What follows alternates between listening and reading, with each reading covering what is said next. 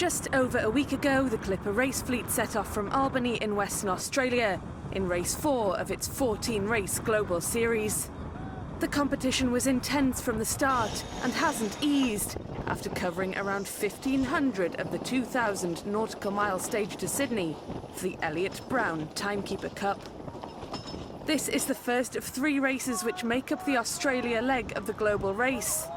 The second sees the whole fleet compete in the infamous Sydney Hobart Blue Water Classic, and they finish off at the gateway to the picturesque Whitsundays at Airlie Beach in Queensland.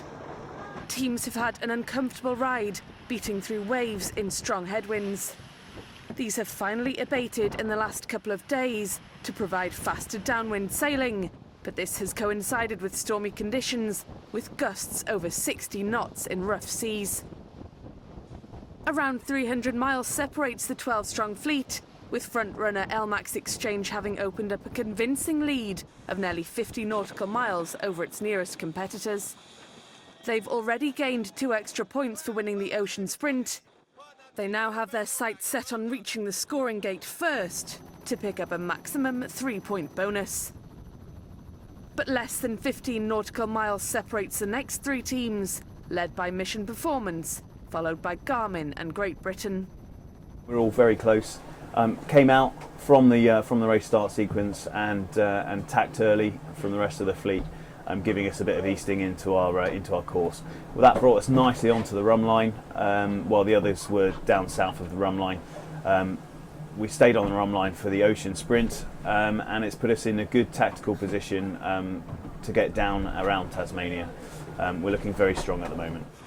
Northern Irish entry Derry London Derry is top of the overall leaderboard by just 2 points ahead of LMAX Exchange.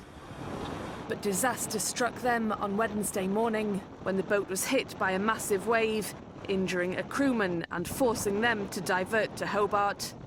The wave crashed over the stern, knocking down 54-year-old round-the-world crewman Michael Gaskin from the West Midlands. He's believed to have suffered broken ribs. The rest of the crew are safe and well, but the skipper decided to divert to Hobart as a precaution, as they were so close to the shore. The fleet is now approaching the notorious Bass Strait, which sits between Tasmania and Australia and is renowned for funneling challenging weather through this infamous stretch of sea.